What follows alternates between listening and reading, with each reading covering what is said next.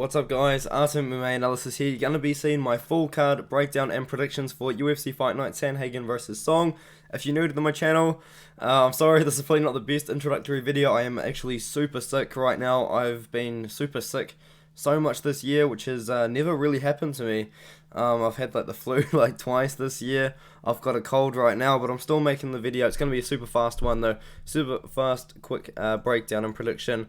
So Nicholas Motta versus Cameron Van Camp. I'm going to be going with Cameron Van Camp as the underdog here. He's massive. He's 6'2" compared to Motta.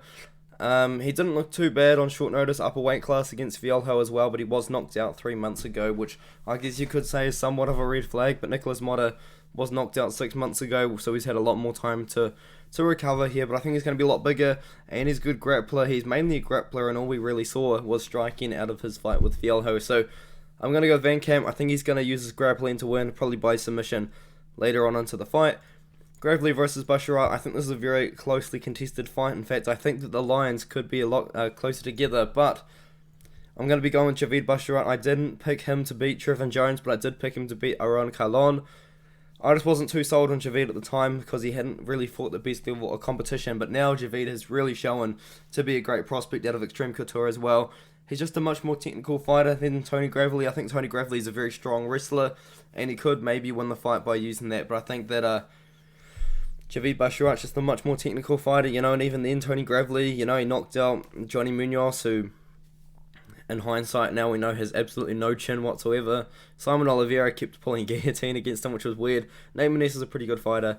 Burchik was his debut, I believe. No, he wasn't. It was Giorgio Freitas. But anyway, let's just move on. I'm just spouting nonsense now. So Maria Agapova versus Jillian Robertson. I've got to go with Jillian Robertson here. She's a slight favourite to my surprise, but I think it's just because Maria Agapova's grappling is not very good. When she was taken down by Shanna Dobson, she didn't seem to really know what she was doing, and then she ended up submitting Sabina Mazo, and then she fought Marina Moroz, and Marina Moroz was able to get her down and choke her out and really get her in some bad positions throughout the fight. I think Jillian Robertson will look to wrestle, will look to get the grappling going, and will get a submission. I think Robertson is a pretty good grappler. Daniel Zellhuber versus Trey Ogden. I've got to go with Daniel Zellhuber here. I think if the fight takes place on the feet, Zellhuber has got it, man.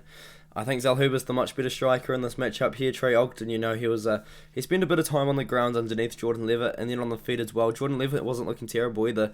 I think Trey Ogden is a great fighter, but I don't think he's going to beat Daniel Zellhuber, who has taken a lot of time off, about a year off. I think he was finishing a degree. He was studying something. He's now past that degree, or he's graduated, and he's obviously maybe focusing on fighting a little bit more now that he doesn't have to study. I think that's a good thing for Daniel. I think he's just a special prospect. I'm going to go with Daniel Zellhuber by decision. I think that Trey Ogden's going to be tough enough to not get finished here. Loma Lookboonmee versus Denise Gomez. I think Loma Lookboonmee should win this one. She's a very big favourite though, but I think for potentially good reason. Denise Gomez taking this fight on short notice. She didn't look incredible against Rhiannon Amanda either, who just wasn't amazing. Honestly, it just wasn't the greatest performance from Denise Gomez. She has looked really good in her regional fights, but I think Loma Lookboonmee is just a better striker out of the two. Maybe Denise Gomez could look to grapple with her, but Loma Lookboonmee was able to shake off Sam Hughes, who is on a win streak right now, which is super random, but it happens. So I'm gonna go with Lookboonmee decision here. Now, Aspen Ladd versus Sarah McMahon. It really hurts me to do it because I don't trust picking fighters that are way out of their prime. But Sarah McMahon is almost 42 years old at the time of the fight, and I'm gonna pick her to win. It's a tough one though.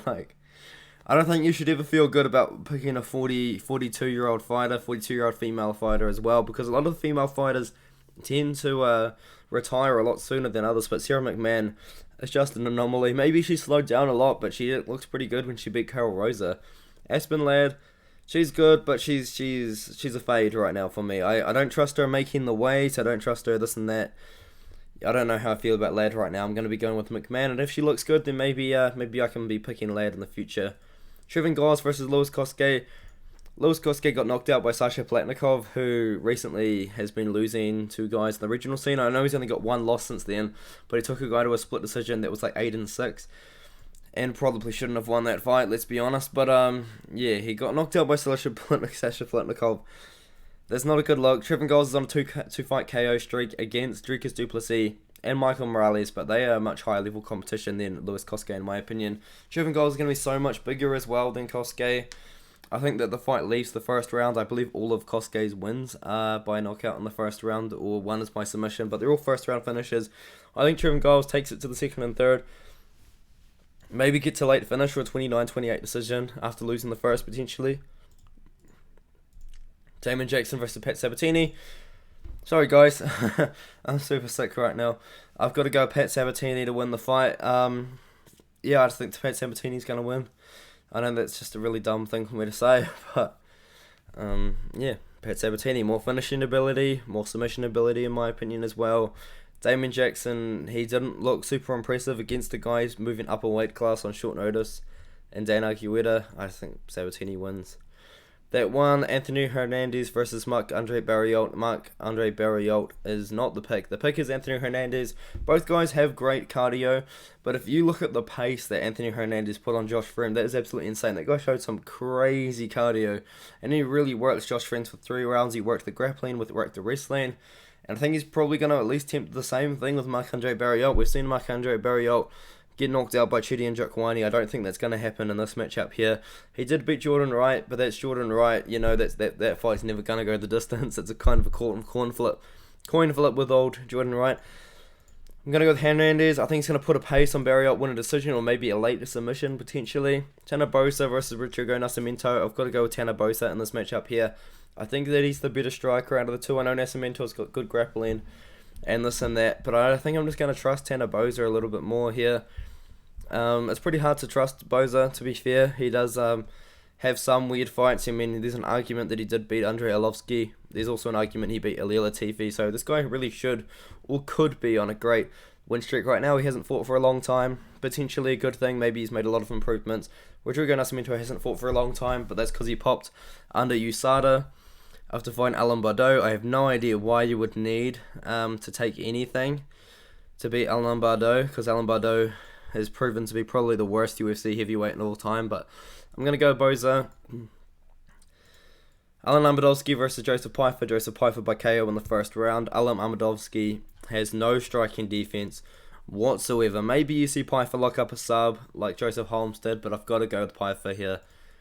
Philly versus LGO. I'm going to pick LGO in this matchup. He's a slight underdog, I think for potentially good reason, because LGO really only does win fights by outpacing his opponents. That's what he did against Joanderson Brito.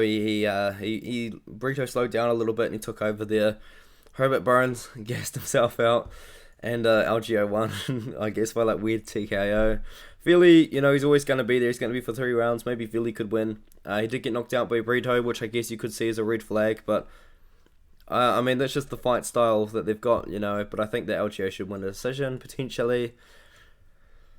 Njokuani versus Rodriguez. I've been on Rodriguez all week, but in hindsight, I actually think that Chidi Njokuani has been looking a little bit better recently. I know that's probably a really dumb thing to say, because Njokuani's only fought twice in the UFC.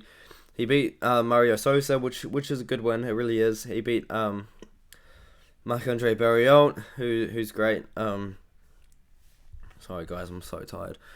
With KO early, he knocked out Dustin Todorovic. Grigor Rodriguez recently destroyed Julian Marquez, and I do believe if the same Rodriguez shows up that beat Julian Marquez, he should be able to beat Njokuani. But I think I'm going to pick Njokuani, man. I've been on Rodriguez the whole time, but I'm switch picking here. And now Corey Sandhagen versus Yadong Song. I think Corey Sandhagen wins a decision in this matchup here. I just think that Yadong Song seems to struggle with guys that have really good movement, and that's what Corey Sandhagen does. You watch Petr Yan versus Corey Sandhagen, and Corey Sandhagen just has incredible movement and striking skill. Both guys do. They're figuring each other out, this and that. Yadong Song, only 24 years old though. An incredible prospect that I think could do big things within the next couple of years, but for now I will have to be picking Corey Sandhagen to win. I think we're going to see a decision win for Sandhagen. And this matchup, well, I am so sorry that was such a bad video, but hopefully I'll rush through it. Hopefully you guys didn't mind it, and I'll see you in the next one. Thank you guys very much for watching.